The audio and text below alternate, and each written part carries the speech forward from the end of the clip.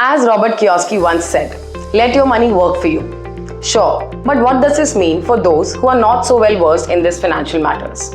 After all, it was so easy to grow one's wealth, wouldn't everybody has done it by now? So the question is, saving, trading or investing? Where to invest my money? No matter what your current age is or where you are in your life cycle, setting aside some money as saving in liquid instruments is essential, while the other two have more variables to consider. And more variables equate to taking more risk. But then, we have all heard of the adage, no risk, no gain. Playing it safe doesn't always bear fruit, at least not if we want our money to work for us. So if you're still wondering whether to invest money to grow wealth, whether there are less risk investments with competitive returns in India, or if trading or investing is even the right move for you at this juncture of your life, trust us when we say that we understand your sentiments. That's why in this video, we have tried to delve in 3 basic financial planning principles: saving, trading and investing, and discuss their upsides, downsides in the list of best investment options available for an average Indian keen on wealth creation and management. Let's start from the scratch. What is saving, trading and investing? Before we get into the nitty-gritties of these financial building blocks, let's review the basics. What is savings? You can set aside a certain portion of your income for a rainy day or for more significant short-term plans. It could be anything from a medical emergency to a down payment or to a new house or a vacation. Now, if you choose to simply put all your money in saving accounts or fixed deposits or rely entirely on PPF to secure your life after your retirement, you would probably end up with a very small fortune from an interest you would accrue from the money you managed to set aside over the years. Obviously, there will not be sufficient financial gain from the money put aside in savings. But of course, it also means that there is relatively far risk of losing money owing to the fluctuations in the stock market, as would be the case with trading and most investment plans. Now, let's understand what is trading. If you are a high risk, high gain kind of a person and willing to put the necessary time and effort, trading could be a great option for wealth creation. Trading refers to buying and selling securities, which such as stocks and bonds on stock exchanges like BSE, NSE, to take advantage of fluctuations in the market. Since trading involves high risk, it may result in higher returns or hefty losses. Also, in trading, it is always recommended for investors to take calculated risk that match their risk appetite, balance long-term, short-term positions, plan for stop loss or to minimize losses, and do proper research before investing in one or more instruments across companies. So if your financial situation allows you to take calculated risk, this is a good wealth creation choice for you. Now, let's understand what is investing. If you are someone who's willing to take a bit of risk and is patient with your vision set on the farther future, investing is the best middle path that offers the best of both worlds, enabling you to accumulate much greater financial gains over a relatively longer period and in a relatively safer way. One of the classic ways of investing could be via monthly SIPs or on a portfolio of mutual funds, equity, debt, hybrid alternatives, over a long period with annual adjustments on allocations done based on risk appetite, returns, and life cycle factors. By investing in small amounts every month, the investor is averaging out day-to-day market fluctuations. Now the question that a lot of people wonder about: can you get rich just by saving a lot? The answer is no. While you need to put aside a certain portion of your paychecks for future financial securities into liquid, short-term saving instruments, it is extremely challenging to get rich just by this approach. As we've already explained, saving accounts or fixed deposits typically do not generate higher returns because they are a so-called safe option and their interest rates are usually minimal. There is always a direct correlation between the level of investment risk you're willing to take and how much you profit from it. Besides, also need to account for inflation in order to ensure you're not getting the shorter end of the stick with savings. Let's assume you have ₹100 in hand and the inflation each year is 4%.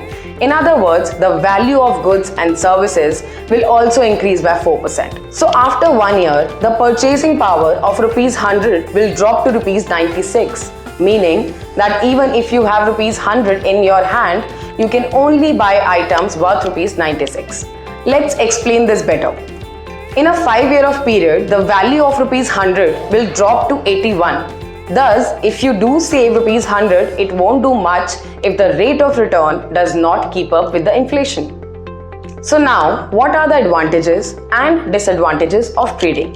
Trading requires you to be proactive about which stocks, bonds to trade. And also, you need to be well informed to profit from the market's volatility. First, quick gains. Trading allows individuals to profit from short-term fluctuations and those who understand the market dynamics well and can make good returns in much shorter time frame. Second is flexibility and liquidity. One of the biggest benefits of trading is that your money isn't going to tied up to specific investment once you choose them.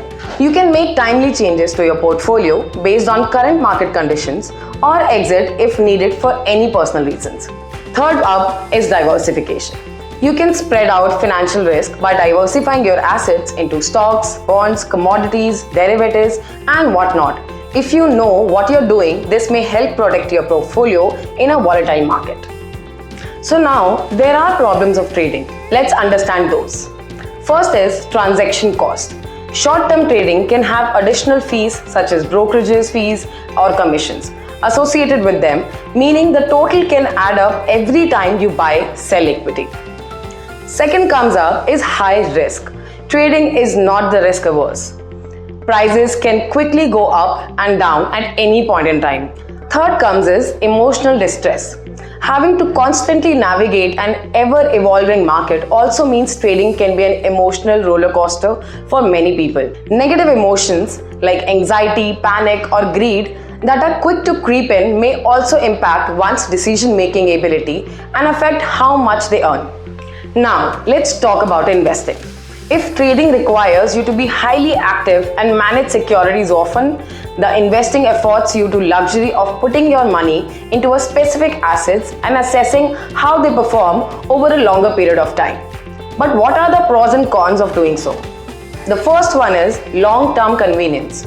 You don't need a huge amount of money to begin with. Besides, there is no right or wrong time to invest. So you can still maximize your returns without constantly monitoring the market every second. Second is income generation. Some investments, such as dividend-paying stocks, can provide you with additional streams of income without much effort on your part. Third one comes as reduces risk.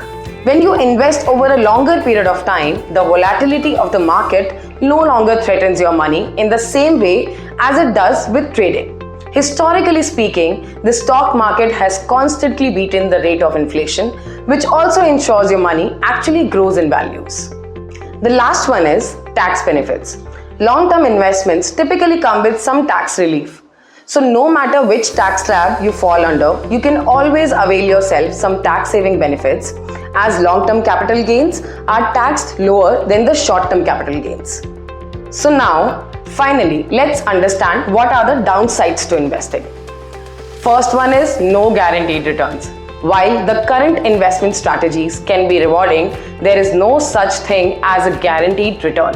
So if you invest, depending on the underlying investments, market volatility, and other economic factors, your investment portfolio performance would vary.